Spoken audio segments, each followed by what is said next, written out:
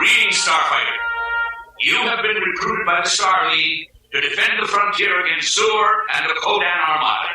Get ready? Prepare for blast off. Your fortress of solitude. Greetings, program! Man, you're alive. Your sanctum sanctorum. Resistance is futile.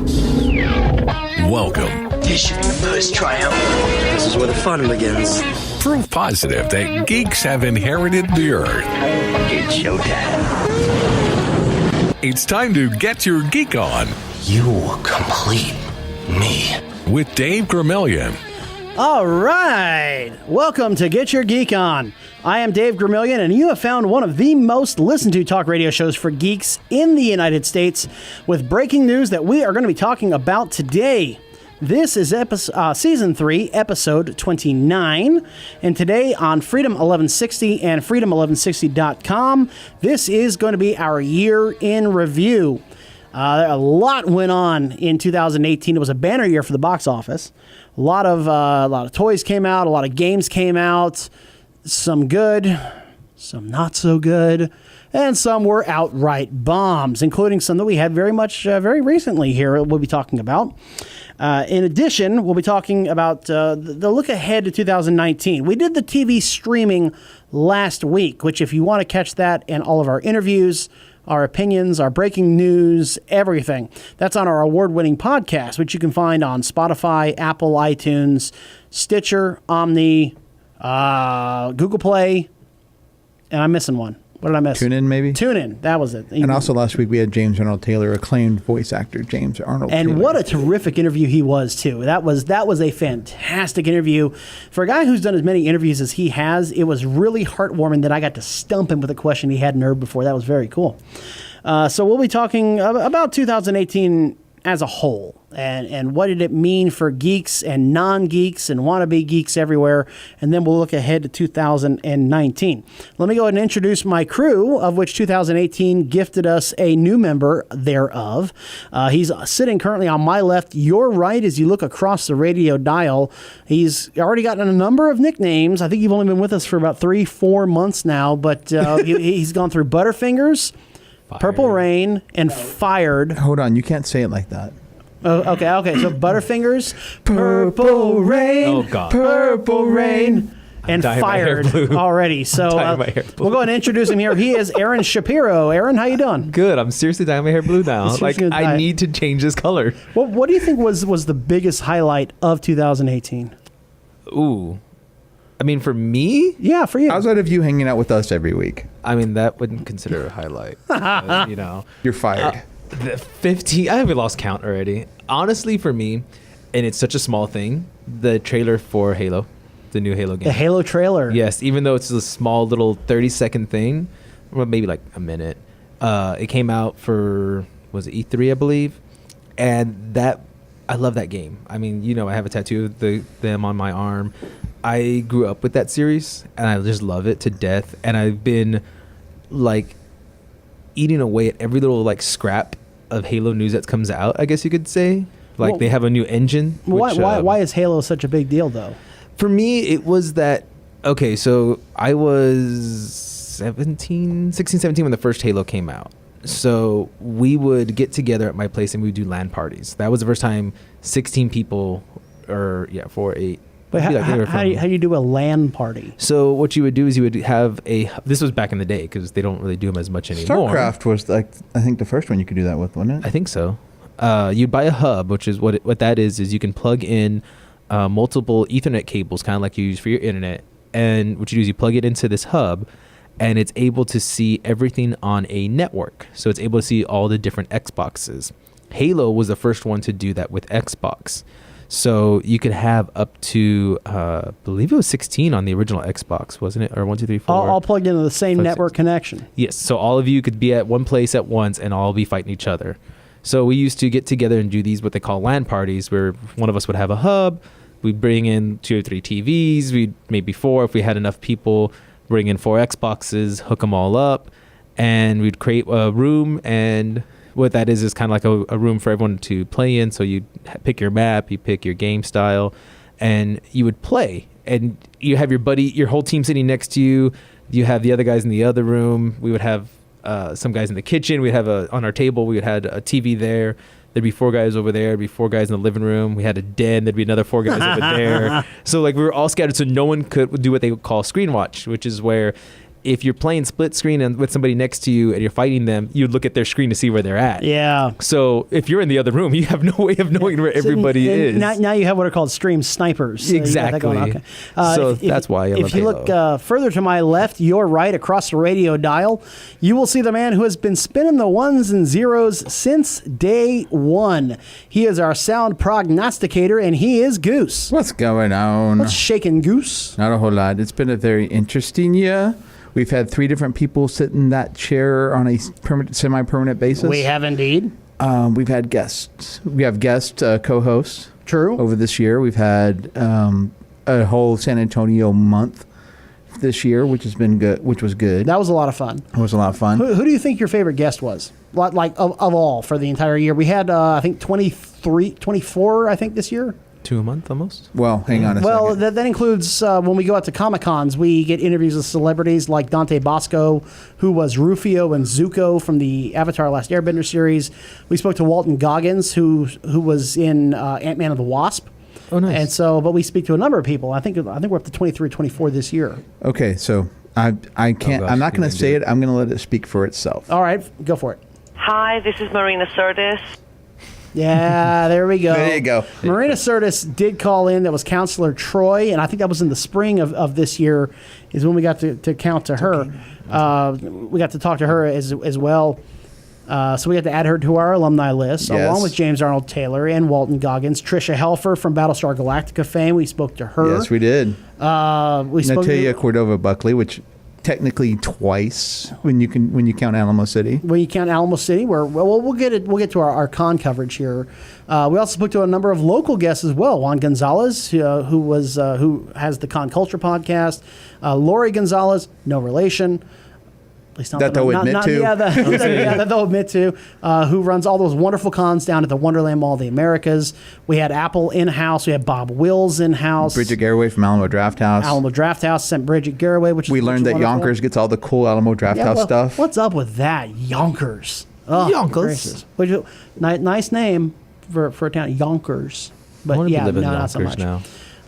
So that was a lot of fun on there as well. So let's go ahead and let's kind of review. I mean, we're kind of already in 2018 review, right? So we're talking. Let's talk about the show before we get into box office bombs and hits. Let's talk about the show itself.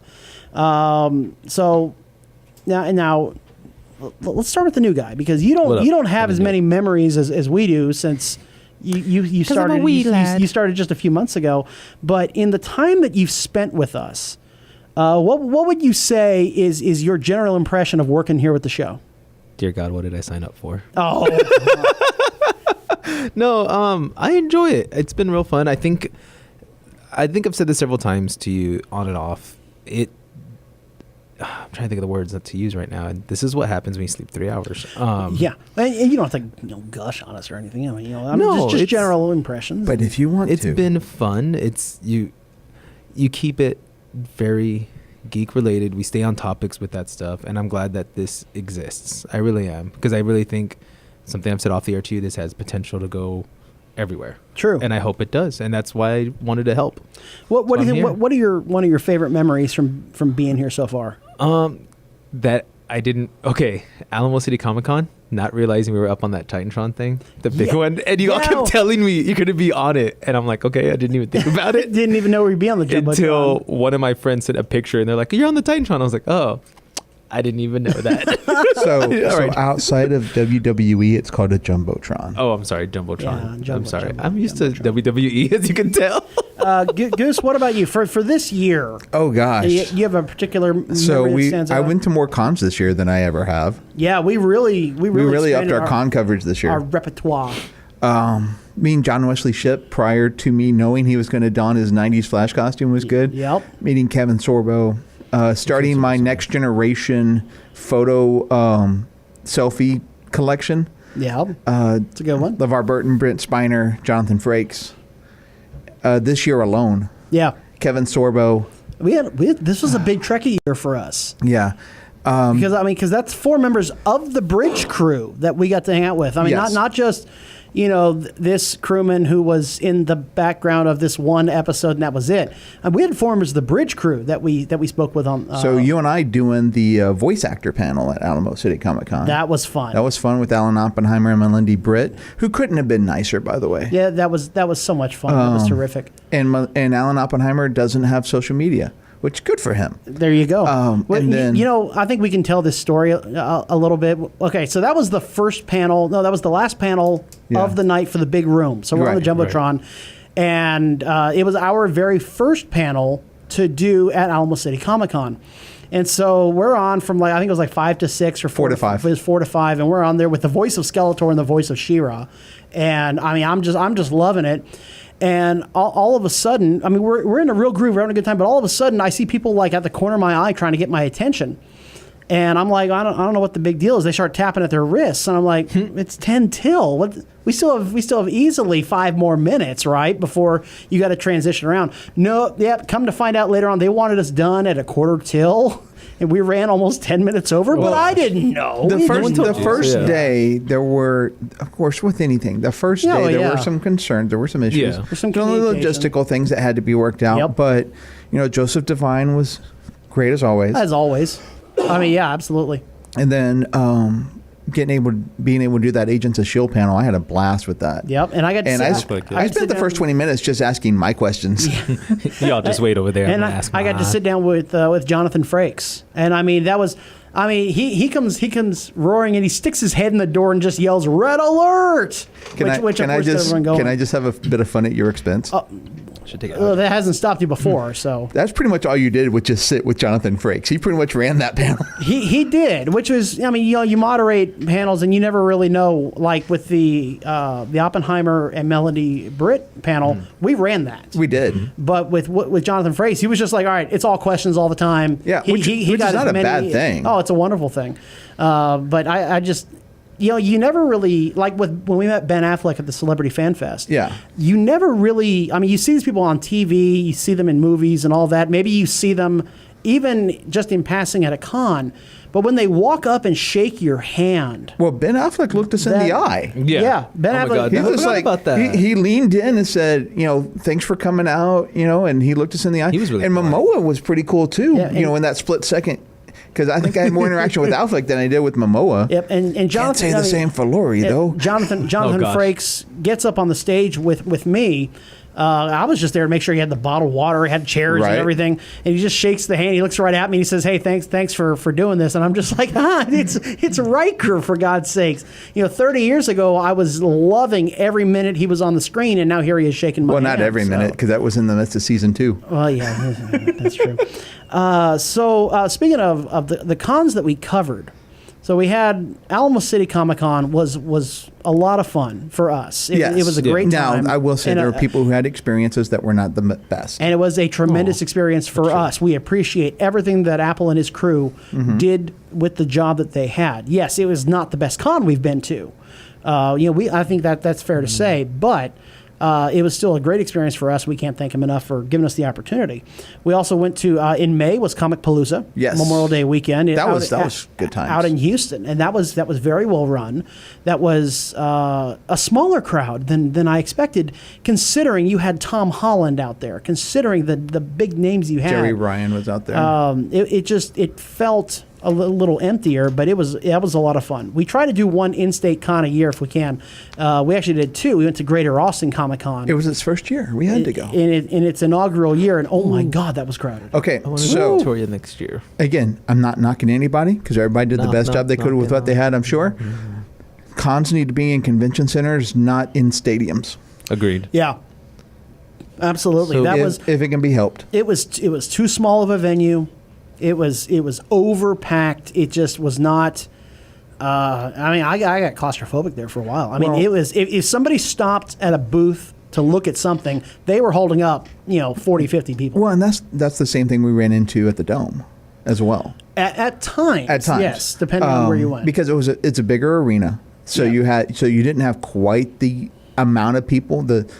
Because at Greater Austin, it took 4 people, and the entire perimeter was stopped. That was it. I mean, yeah, for the entire arena. Yeah, with Alamo City, it took like 20 people. But, True. But you still had that same with Compalooza. We didn't experience that. With other ones at different types of venues, we didn't experience that. Very true. Let's see, what other cons did we hit? Those are probably the 2 biggest Celebrity ones that we Fan hit. Fest. We did cover the Celebrity Fan Fest, had a terrific time out there. PAX South. PAX South, which we'll be covering again not too long from now. We'll be getting a lot of good coverage from PAX South in 2019. In 2018, we did interview not only the owner of the what is known as the Penny Arcade Expo here in San Antonio. That would be Jerry Hulkins. But we also interviewed Michael Dante DiMartino, one of the co-creators for Avatar: The Last Airbender. I got to have a sit-down conversation with him. And I mean, you want to talk starstruck. I mean, I had to collect myself for a minute because I love that show, and so many people just adore that show. So I was very glad to hear that they're going to do a live-action remake of it done by the creators. I'm not going to say they're doing it because of what M. Night Shyamalan did with the movie, but they're also going to do it pretty much because of what M. Night did with the movie. But I think 2019, I'm going to have nice things to say about M. Night. We'll see. No, with Glass. Sorry, my bad. Yeah. No. I want to see Split now. And a lot of things go on behind the scenes here that, I mean, y'all don't get to see, unfortunately. Little pre-show meetings that we have and jokes and we exchange Christmas gifts and things like that. And I could not be more blessed than I am with the crew that I have, with the support that I have from people on Facebook in this very room itself. We can't do it without them. There's just no way. So very, very pleased to have everyone tuning in here for the entirety of 2018, and we'll see you again in 2019. So that covers the show. Let's go ahead and let's talk some of the biggest hits and biggest duds for all of 2018, keeping in mind that this is the biggest domestic box office ever for Hollywood. $11.4 billion by the time it's all said and done, which is just tremendous when you think about it. Now, of course, you have to keep in mind, ticket prices rise and ticket numbers fluctuate and so on and so forth. Yeah. But still, $11.4 billion, considering the slump that they've been in at times, that's good news for Hollywood. So here are your top 10 highest grossing movies domestically for the United States. So worldwide is something different, but we're going to do just domestic. Number 10, Venom actually crept into number 10 just barely, $213 million. That makes for me them. sad. They were adrenaline. They were only $730,000 behind Solo: A Star Wars Story at number 9. So Star Wars still makes a top 10 appearance. That was nice. That works out. Ant-Man and the Wasp was number 8. Mission Impossible Fallout, number 7. Dr. Seuss's The Grinch. This one kind of surprised me. Made number 6, the one with Benedict Cumberbatch. Yeah, that's the new one. So I wasn't looking forward to that one, but okay, number 6. Number 5, Deadpool 2. There's no surprise there whatsoever. Number 4, Jurassic World Fallen Kingdom. The 4th highest grossing movie of this year domestically. There's no surprise there either. Number 3, Incredibles 2. Heck yeah. That doesn't surprise me. Not at all. Doesn't surprise me. They pulled in $608 million for Disney. Disney had the top 3, by the way. Oh, yes. The top 3, Incredibles 2, and then Avengers Infinity War was not the highest grossing movie domestically of 2018. Nope. It wasn't even that close. It was over $20 million behind Black Panther at number 1. However, Avengers Infinity War did have the highest opening weekend. Yeah. Yes, it did. And it did, of course, get the worldwide gross. But domestically speaking, it was still number 2. Black Panther raked in $700 million at the number 1 spot for the domestic box office. You know what makes me sad? Just looking at that opening weekend number, Venom did better than Aquaman. Because, again, it has adrenaline and momentum. And Eminem. I love that song. Actually, I like it. Good beat to it. So that's a heck of a year for Disney. They actually have 5 of the top 10. They had Solo, Ant-Man and the Wasp, Incredibles 2, Avengers Infinity War, Black Panther. 5 of the top 10, all for Disney. Mission Impossible Fallout, possibly the best of the series. So I hear. So I own it on digital, so maybe we can watch it sometime. I haven't watched that one yet. I think I stopped at 3. I don't think I Tom watched Cruise past doesn't Oh, age. the That's so next weird. 3, Yeah. Ghost Protocol, Rogue Nation, and Fallout, much better than 2 and 3. Okay. So that's why I stopped watching, because 2 and 3 were garbage. Were horrible. Yeah. So those are your biggest hits in the United States this year. Worldwide, of course, being a different story. Here's the fun one, though. Now let's talk bombs. Oh my Box gosh, yes. office bombs. Before we get to that, though, let me tell you real quick about our friends over at Dragon's Lair of Alamo Ranch out on the west side of San Antonio. Guys, they still have events going on. If you're looking, the kids are out of school right now. If you're looking for something for them to do, head out to 151 and 1604. That Alamo Ranch area out there is just booming, and Dragon's Lair has things to do for kids of all ages. So many events, so many games, so much of everything that you want over at Dragon's Lair of Alamo Ranch. And they're so nice. And they really are. I can't remember her name, but now it's driving me nuts. I'm trying to remember her name. Go watch your own video. I know. I need to. Okay, so the biggest bomb of the year, and we're talking about the ones that actually made that lost the most amount of money, not necessarily the one that was, least rated favorably. That would be like Sherlock Holmes, because it might have gotten up to 6% by now. That one was just, oh, wow. I felt bad. I sent the review. I'm just kidding. Right now, I would say the biggest bomb is Mortal Engines, the Peter Jackson Universal Studios flick. It stands to lose approximately, it's going to take a while for all of these people to hash out how much it lost exactly. It stands to lose $125 million. See, and that's ridiculous. Variety said it was a true Christmas disaster and a lump of coal for Universal Studios. Well, I think the biggest problem is when the theme song was Mortal Engines. Yeah, Oh, gosh, yeah. no kidding. That was, but still, it's a Peter Jackson flick, so you'd think it'd be somewhat okay, but apparently not. So it could lose $125 million. I'm sorry, but I just don't see getting all hyped up about a movie about cities that move. I don't know. I tried to get into it. I know somebody who was, before the movie came out, ranting and raving that this was going to be such a great movie, and he was so dying to see it. After it came out, I never heard a word from him, though. Well, how about that? I wanted to ask him now, did you see that movie? Because, none of the trailers ever caught my attention. You want to call him out? No. Nah, okay. No, because, I can't. Yeah, there was nothing exciting about this in the trailer, and from what I heard, it was just all effects, no story. Exactly. Kind of like the Phantom Menace, same thing. Was Peter Jackson Avatar?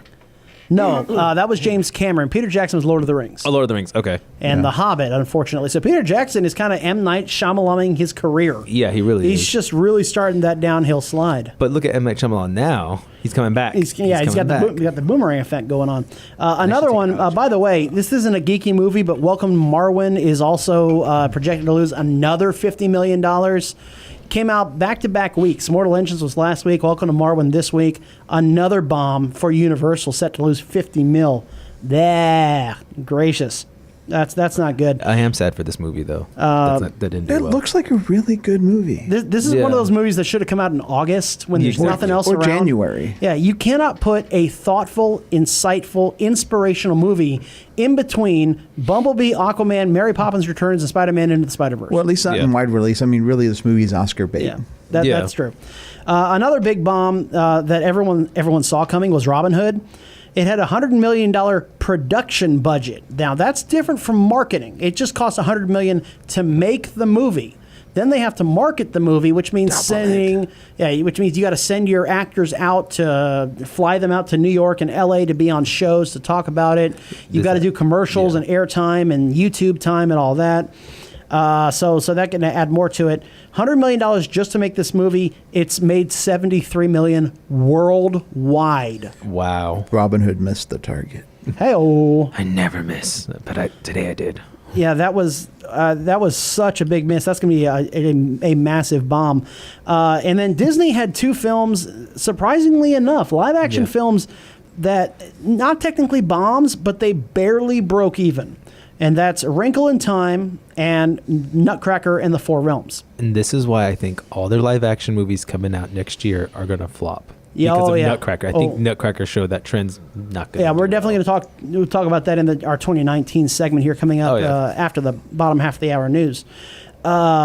and these movies were surprises because Wrinkle in Time is a beloved children's classic. This is one that every kid in America has to read somewhere, usually around middle school. They're all over the place. Really? Y'all didn't have to? I don't remember reading anything. Okay, So I read The Scarlet Letter. A Tale... No, I didn't read that Where one. the Red Fern Grows? Did you read Nope, Sounder? we didn't read that. Nope, we didn't read that. Wow. Again, I also came from a school of 300 people was my graduating class. Well, your graduating class, yeah. Yeah. So that's a pretty good size. I mean, it was a 4A school in Texas. No, it's still a pretty decent size. So Wrinkle in Time and then Nutcracker in the Four Realms barely broke even. And then Solo, worldwide, nearly made $400 million. Now, that's not a flop, but it's a Star Wars movie. The bar is raised when it comes to that. All right, so coming up after the bottom half of the hour news break, we do have an in memoriam segment. We did lose some people this year. We want to talk about and recognize them. And then we're looking ahead at 2019. We'll tell you everything that's coming out as far as movies go right here on Freedom 1160 and freedom1160.com.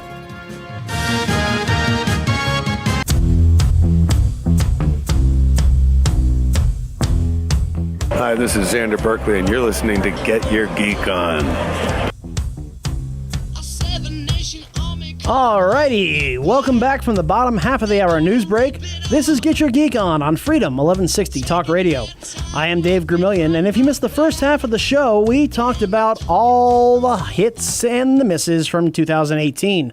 Some of our favorite moments here, some of our favorite interviews, some of our favorite guests. Also, which movies bombed, which movies really hit it out of the ballpark. But you can hear all of that over at our award-winning podcast. You can find it on 6 different platforms, including Spotify, Google Play, iTunes, TuneIn, Stitcher, and Omni. So we're pretty much wherever it is that you want to be. Alrighty, so we want to start off, we want to look ahead to 2019, but before we do that, we want to take one last glance into 2018 and send it off into the sunset by remembering some people that are no longer with us. Every year we do lose some celebrities, which is sad. But this one hit people especially hard. Now, we do remember, of course, this week was when the second anniversary of Carrie Fisher's passing, our very own Princess Leia, and that hits people particularly hard. But this year we remember Harlan Ellison, who was a writer for The Twilight Zone, the Star Trek original series, Outer Limits. He passed away. Steve Ditko, who was the co-creator of Spider-Man and Doctor Strange. So big news there for Marvel fans. Scott Wilson, who was an actor on The Walking Dead. Gary Kurtz, this was a big name that died. Producer of Star Wars, A New Hope, and Empire Strikes Back. Jerry Marin died. He was the last surviving Munchkin from The Wizard of Oz. Ooh, wow. And then we lost Margot Kidder, who was Lois Lane from the Christopher Reeve Star Wars. I got Star Wars on the brain. Superman series. Stephen Hawking. Dr. Stephen Hawking died also. And of course, we lost just recently Stan Lee. Stan, the man, creator of so many Marvel characters. And of course, if you've seen any Marvel movie, you've seen him and his now infamous cameos. So those are the ones that we lost this year. And so we say farewell to 2018. However, well, we need to kind of pick this up a little bit. We gotta pick ourselves up, man. Goodness. So let's talk about something here for all you San Antonians, all you guys that are local here. We're talking about the secrets of San Antonio that we have unlocked. Night Watch. Yes, Night Watch Games is up on Blanco Road across from the Deerfield subdivision on the north side of San Antonio. And they're having their first annual market day. So you can apply, you can get a piece of their really impressive storefront. If you haven't been to Night Watch, by the way, I was there the day they opened, and I've been a frequent visitor of theirs. And no endorsement, by the way. They're not paying us to say this. Nobody ever does. We covered, we talked about the San Antonio Symphony and how they did a Harry Potter concert. We're just trying to shine a light on what's going on around San Antonio. And so this is one of the places that I have just loved since the beginning. It is a unique place for all geeks to go. And so they're going to have a market day, 30 different spots have already been sold. They only have 13 left.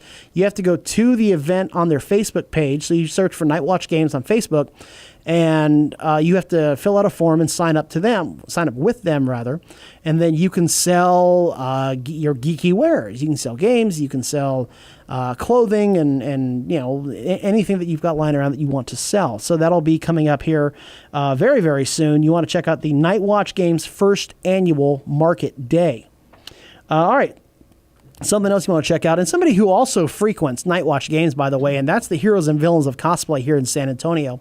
They like to be called Havoc, and these guys, they have a terrific time doing anything and everything, whether it's fundraising for their nonprofit, whether it's just getting together and LARPing around, which is live action role play. If you have any questions about cosplay, if you want to cosplay, if your kids want to cosplay, maybe you want to cosplay with your kids, then you want to check out our friends over at the Heroes and Villains of Cosplay.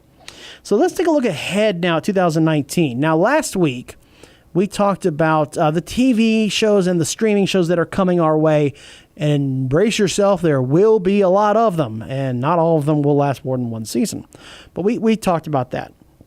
However, let's talk about the big movies that are coming our way, the hits and the bombs that we can see coming. So a little bit of prediction fun here as well. First, movies that will be hits. I think that it's pretty clear. I don't think I'm really stretching when I say that these are going to be big hits. The first one, January 18th. Which is right around the corner, will be the new M. Night Shyamalan movie called Glass. This is going to be interesting. I don't think a lot of people saw this coming. They're going to bring together Bruce Willis from Unbreakable. Right. They're going to bring together Samuel L. Jackson from Unbreakable. Also from Unbreakable. James McAvoy from Split. And they're going to come together in some type of a superhero movie, but it's not superheroes, but it is, but it isn't. So basically, it split. It became a sequel to Unbreakable with that extra scene that M. Night puts in all the movies. And so when people saw that, they were like, oh, what are we going to do with this now? How is this going to work? And now we know. And so in the trailer, it says that Split and Glass are going to team up together. So I think this is where the villains team up. I think this is going to be a tremendous movie because Oh, yes. Split really redeemed a lot of M. Night's bombs. Oh, it really did. M. Night Shyamalan, for those of y'all who aren't aware, came out of the scene with The Sixth Sense. You know, the I see dead people. You know, that was his big one, wasn't that it? That was his first big one. That was his first big one. And then he went on to do Unbreakable, which again was very good. Yeah, it was pretty good. It found its niche. And then he started his downward decline. I'm not sure what happened there, but then there was Signs, which was That was kind of like where it was started to barely go down. That's where he became known for what a twist. Yeah, but his twists really weren't that good. No, not. And then he went on to do other movies, and I can't go in chronological order. I can't think about that. But Lady in the Water was a stinker. The Village was bad. Oh my gosh, Village was horrible. What was the one where The Happening was terrible? people would kill themselves or something? That was The Happening. The Happening. Okay. Yeah. Then that was The one with Happening. Wahlberg, wasn't it? Yep. Yeah. What? No, that was Wahlberg. Yeah, that's how he talks like the whole movie. Yeah. And then you have That's how he talks in just about every movie. Then you have the stinker of stinkers. I mean, this movie was so bad it offended so many on so many levels, and that was Avatar: The Last Airbender, the movie. Didn't he just call it The Last Airbender because he couldn't do Avatar? 'cause Yeah, of Cameron? exactly. So it was just The Last Airbender, but it was so bad. I felt he tried hard on that one, and he's just like, I give up. I think he tried too hard. Yeah, on that. that was just awful. Hold on. Last Airbender or Dragon Ball? Was that an M. Night or No, that was an M. Night. But which one? Which anime one was the worse? Dragon Ball. Oh God. Dragon Ball is garbage. Dragon Ball looked horrible. Yeah, but Avatar. was horrible. I'm sorry. The Last Airbender had the whole whitewashing thing going for it, and that was Okay, but if we take out, I mean, yeah, Dragon Ball did too. Dragon Ball wasn't that good either. It was a white actor playing Goku. Yeah, that's true. Okay, all right. Well, we're getting off on a tangent here. So anyway, what we're trying to say here is that Glass will be a big hit. That's what we're trying to say is M. Night will come back with Glass as a big hit. Then Lego Movie 2 will come out not too long after that. I think that'll be a hit. I don't think it'll be as big a hit as the first one. I agree. Well, I mean, we've already had a Lego Batman movie, and that wasn't as big a hit. So this one will be good, just not as good as the first one. Then you have what I think is one of the smartest moves ever, Alita Battle Angel. This is a James Cameron movie. James Cameron, who also brought you Avatar, also brought you Terminator 2, who worked on a lot of really big blockbusters like Titanic. Right. Say what you want about the movie, but it made, $18 gajillion. I saw a television promo for Alita.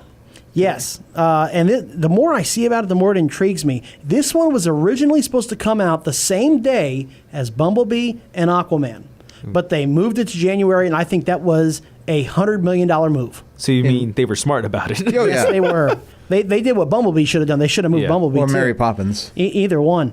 So Alita Battle Angel, that'll be a big hit. And then we get into the Marvel, the comic book meat of the schedule here. Captain Marvel will come out. That one will be a big hit simply because it's Marvel. Yeah. I mean, the Marvel name alone is worth $100 million. You slap Marvel on anything, it'll make at least $100 million. So if I tattoo Marvel on my arm, I'll make $100 million. Anything on the movie screen will make at least $100 million. However, I honestly believe this. If our title character, Miss Marvel, herself, Captain Marvel herself, doesn't keep her mouth shut, it's going to really start to hurt the movie because she is very vocal on politics. I Very think it's going to vocal. help, honestly. I think it'll make it worse. It's going to turn people We'll see. off. People people like controversy, though. They like And controversy, but that's what's going to get going. But I think if the NFL has shown us anything, it's great. But don't put it up on my movie. I think it'll. We'll see. If she keeps her mouth shut, Yeah. it'll make big bucks. Shazam. That looks like so much fun. That's going to be a big hit. The kids will love this one. I don't like This the will be costume. this will be the first DC movie the kids will love to death. And we saw Zachary Levi at Wizard World Austin. Yes, we did. I don't know, because my kiddo wants to see Aquaman, so I haven't taken her to see it, but I don't know. Shazam, she wants to see Shazam. She saw the trailer. That's what I mean. It's I the don't first family picture. Moms he and dads, looks so terrible. moms and dads, all your kids are going to want to see Shazam Shazam. is probably going to be the first truly kid-friendly without having to do major edits. Yeah. Can we entertain the possibility that Shazam may make more money than Captain Marvel? No. Oh, I completely agree with that. You think I it don't will? think so. I think believe it's. it I think will. it's possible. Don't I think think it's so. possible. Then you have Avengers Endgame, which will make $85 billion, probably opening weekend. Everyone's going to want to see Avengers Endgame. That's a big hit. MIB International. Holy cow! Was Oh. that one of the best trailers I've seen in a long time? So you're saying we got Liam Neeson, Chris Hemsworth, and I can't remember her name. The lady for who played Valkyrie in So you Ragnarok. got Yeah, it's Thor and Valkyrie. Valkyrie, and Qui-Gon Jinn. no, if you want to keep a comic book, you got Ra's al Ghul. Ra's al Oh, yeah. Ghul. Yeah, That's who we're he- talking. So Ra's al Ghul's training. We're talking about Liam Neeson and all the roles that he plays, including yeah. Aslan. Hello, Oh, yeah. he was the giant lion from Lion, Witch, and the Wardrobe. I so look at there's it this that. way. This is what happens when the League of Assassins become a corporation. They go to Men in Black. He's got to make money somehow. I need to make money, guys. We're gonna be Men in Black now. Spider-Man: Far From Home is the sequel to Spider-Man: Homecoming. We'll see Tom Holland as Spider-Man once again. Who's there- King Mysterio? Spoiler alert. That's Jake Gyllenhaal. Jake Gyllenhaal. Okay. Jake Gyllenhaal. You just spoiled Avengers Endgame. I mean, he kind of spoiled it when he was on Conan and everything Yeah, else. no kidding. Tom Holland's known for that sort of thing.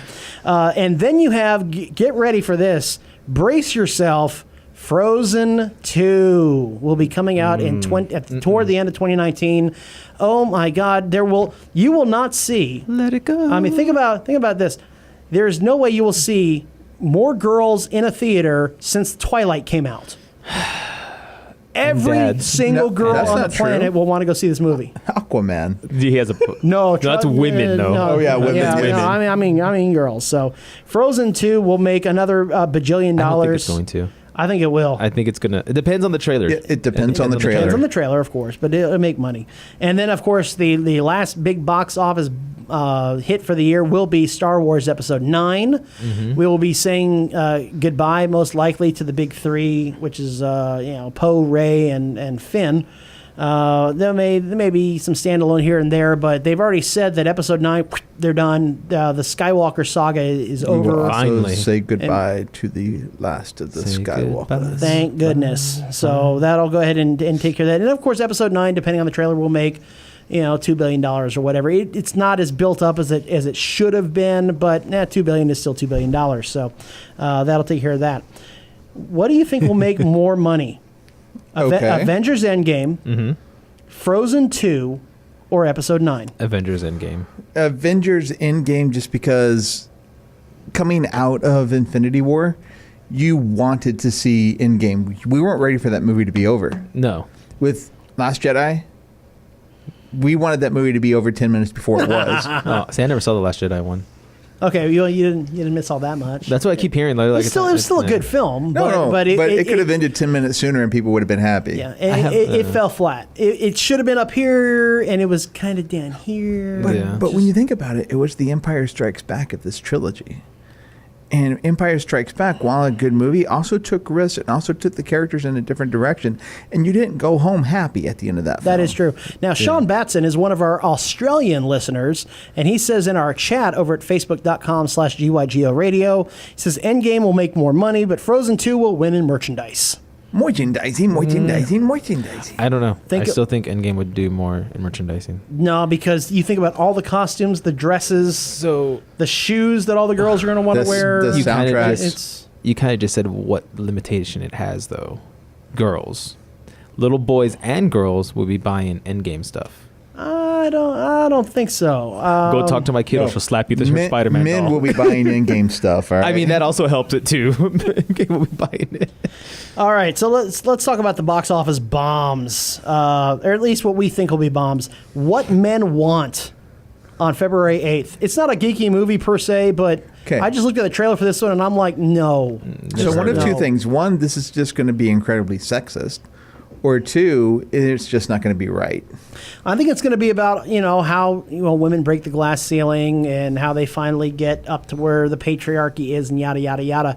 As opposed to what made What Women Want with Mel Gibson. When that movie came out, what made it funny is that guys don't know what women want. Right. That's the funny part, is that finally we have a guy who gets it. What men want is pretty self-explanatory. We're pretty easy to read. So and when I watch the trailer, I don't know, it seems like it's, women taking it to men and tearing down the patriarchy and fighting for rights. And I'm just like, okay, whatever. I'm going to call my shot here on Dumbo. I don't think Dumbo is going to do that well at the box office. I don't know. I want to see it, but by the same token, I'm like, Dumbo is one of those beloved Disney classics, but it's not one like Lion King or Little Mermaid that you're watching 25 times in a month. But Dumbo also hasn't stood the test of time. There are some racial things in it that people fight now. Well, yes, and I'm sure that will not be in this movie. Be in there. But I just don't see people clamoring for a Dumbo movie. No, it doesn't stand the test of time. I mean, they haven't done a Little Mermaid remake, which would make serious bank. That would. But I think Dumbo is going to be. I think I'm putting that on bomb alert. If they put Mira from Aquaman in Little Mermaid, I'd watch it. Of course you would. Of course. Amber Heard. Hello. There's a movie coming out called Ugly Dolls. And it's an animated kids feature. I think it's going to bomb terribly. I haven't even heard of that one either. Yeah, one of the trailers came out for it. I watched it because it's long heralded. Apparently, people are waiting for this one. I think it's going to bomb too. Just watch. Here's your educational tip. Go watch the trailer for Ugly Dolls. Come back. Tell me if I'm wrong or if I'm right. I think that's going to bomb. Is kid oriented or? It's kid oriented. Okay. Yeah. I'll see if the kid wants to Dark see it. Phoenix. I think that's going to bomb. That's going to fail hard. I think Dark Phoenix is that's gone. Yep. Done. Move on. New Mutants. I think that's something that movie could be good. This is one where it's kind of like the X-Men crew, but they're in that haunted. It's a horror movie. Yeah, it's a horror movie. It's like an X-Men horror movie. Is Fox doing that one? Yeah, or it's is still that a Fox Disney? film. Okay, so it'll tank. Okay. I think it'll be a good film. Kind of like Solo. Solo was a good film that was not a box office smash. I think New Mutants will be the same way. And then my last bomb prediction, Sonic the Hedgehog. I do not see Sonic the Hedgehog making a lot of money. It's going to be the worst movie nobody ever asked for. Yeah, pretty much. Yeah, I would never ask for this one. It's going to be Mario, the Mario movie again. And then remember that one? I do want to put horrible. also. Oh God, with Bob Hoskins. And, it's going to be that John movie. Leguizamo. That's terrible. That's this generation's Mario. And then my last one on Bomb Alert. I'm not sure if this one will bomb or not. I got a good feeling that it will, but we'll see what happens. And that's Aladdin with Will Smith. Right. Aladdin and Jasmine look like they're 35. Jafar looks like he's younger than they are, which I don't get that. Nothing about this really excites me so far. So you mentioned that Sonic's going to be this generation's Mario Brothers. What's going to be this generation's Double Dragon? Ooh. Oh God, that movie was really bad. I forgot about that movie, and I've watched it like 3 times, and I don't remember it. So I'm not really excited about the Aladdin one either. I think that's going to be 2 live action remakes that just will not go well for Disney. The Wild Card's coming out. And the Wild Cards, I don't know if they're going to be hits or misses or not. I haven't seen enough yet to really get me excited one way or the other, and that's Hellboy. Hellboy, as long as they don't. Hellboy looks like Guardians of the Galaxy, but with Hellboy, I don't know. The BPRD though, so he's going to have his own little task force. And then the Joker movie with Joaquin Phoenix. Garbage. I don't know. I'm going to say garbage. I mean, I'm not excited by the still shots. The makeup looks terrible. Based on the current publicly released material, I'm not hopeful. However, once we get to an official trailer, and some things, same thing with Hellboy's had a trailer. Hellboy's had a trailer. The Joker movie has not yet. It's had the little teaser of the train, right, or something. Not even teaser. They just had just still shots and a little video of a production video. Oh, maybe that's what of I a saw. scene with Joaquin running through the street. Maybe that's what I saw then. So let's shift gears a little bit. What video games we got coming out 2019 that are big ones? So we got a lot of big games coming out next year. So altogether, there's going to be about 32 AAA games coming out, and by that, when I say AAA, that means companies who are huge in the game industry, such as Ubisoft, EA, and a bunch of other ones. The ones I think that are going to do really well, we have Anthem, which is going to come out on PlayStation, Xbox, and PC. That one, you're Iron Man. That's the best way of doing it, and you're exploring new worlds. So that one's going to be a big one. Exclusive to PlayStation, I think will be huge, will be Days Gone, which is a zombie survival game. You play as a biker, and you're going to basically drive around and, kill zombies in hordes of zombies. It's not just like a couple of them come at you. Every trailer I've seen, it's just horde after horde after horde and coming at you. Everybody loves hordes of zombies. Yeah, so that's coming out. The other big one for PlayStation, Xbox, and PC is going to be Cyberpunk 2077. People have been waiting like forever for that one. So that one I think will be huge. That one comes out, I think, first quarter? I'm not sure. I think so. The other one for Xbox will be Gears 5. And the cool thing about Gears 5 is this is the first time in the franchise they're going to have a female protagonist, actually. We saw glimpses of her in Gears of War 4, but she wasn't the main character. So now she is going to be the main character in this one, they said. And to kind of wrap it up because I wanted to get one exclusive for everyone, Yoshi Switch for Nintendo. Nintendo Switch. That one looks really cute because if you've played any of the Mario games, you have your regular realm where it's like, oh, cool, he looks like himself. But in this one, he's going to be able to switch and go into the yarn version. So there's a yarn version of the Mario games. Nice. And that's going to be what you're able to do. Hence why it's called like Yoshi Switch, I think. Or it's just called Yoshi right now, I believe. Yoshi for the Switch. Yeah. Okay. So, but I think they're going to put Switch in there somewhere because you're going to be able to switch from the two realms. Like Yoshi 64, Super Mario 64, Yeah. now they're going with the Switch. Okay, makes sense. And then, like, just real quick for bombs, Rage 2's coming out. Nobody wants this game to come out, I don't think. The first one was okay. This one, it's not going to go anywhere. Dead or Alive 6, even though the franchise has been around for years, it's a fighting game. I don't think this one's going to do well after the last couple of games they've had. And the Jedi Fallen Order, I think, is gonna bite because EA's hands in it. What about Cyberpunk? Cyberpunk, I think, is going to do good, but it has so much hype behind it. I'm afraid it's not going to live up to the hype because it's been hyped up for like the last 2 years. You're not looking forward to Diablo Mobile? No. Oh my What? gosh, no. Diablo Mobile, no. I think it's going to be terrible. But I do have one prediction. I think at E3, we're going to get a Halo trailer, and then we're going to get Halo in November. I think that. Game of the Year shot for 2019. Ooh. Take your shot. Out of all of them, I would say Anthem. Anthem? I'm going to lean towards Anthem because I really think Cyberpunk 2077, the hype is just going to be too much. It's never going to live up to it. And the best family game for 2019? Ooh, I have... So... I think it's either going to be... It's going to be a Nintendo game, obviously, because Nintendo is more family-oriented. You think Yoshi? Actually, Pokemon. They have a new Pokemon game coming out. No working title yet. It's just called Pokemon. But it is going to take place kind of like where the original games for Red and Blue back in 97 when it came out on Game Boy. The new game on the Switch is going to kind of fall in that realm somewhere, they said. Now, in 2019, we will be making our usual con circuit. We'll be hitting various Comic-Cons. Alamo City Comic Con is absolutely on our list. You can also find us live and in person at Star Wars Celebration Chicago in April of 2019. We will be up on the podcast stage, as well as getting pictures galore, talking to as many people as we possibly can. Probably run into a few alumni there. Mike Quinn, James Arnold Taylor, I'm sure will be in-house, and we'll talk to them as well. We're looking for somewhere to go in-state. I love taking an in-state road overnight trip somewhere.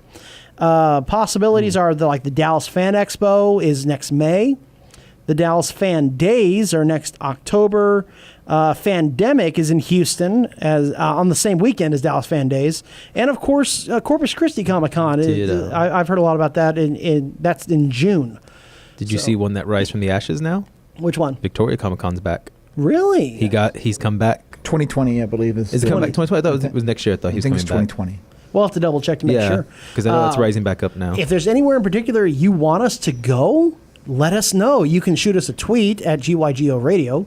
You can also find us on Facebook at GYGO Radio as well. So, shoot us your suggestions. We'll be happy to even look at out-of-state trips because we like taking out-of-state trips. We've covered Dragon Con, Denver Con, San Diego Comic Con, Emerald City Comic Con, and we'd love to branch out. So if you want us to come out to a Comic Con near you, we can certainly look into that as well. Y'all have any thoughts, feelings on an in-state con? Well, we'll have to look at the guest list, obviously. But Compalooza was fun last year, or this year. That was a good one. That was a good one. I always do Dallas. Greater Austin was good, but that and Corpus are kind of day trips.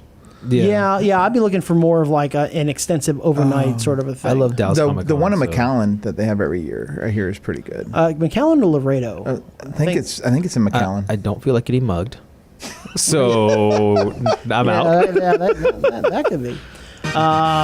We'll certainly take y'all's suggestions as well. We'll do a number of in San Antonio appearances, including the next Celebrity Fan Fest, maybe. That'd be nice. We'll get an announcement there pretty soon on that one. I just want packs. I'm good right now. So that'll wrap it up here for Goose, for Aaron, and for myself. I want to thank our sponsors, Dragon's Lair of Alamo Ranch, Havoc, and The Mailing Spot.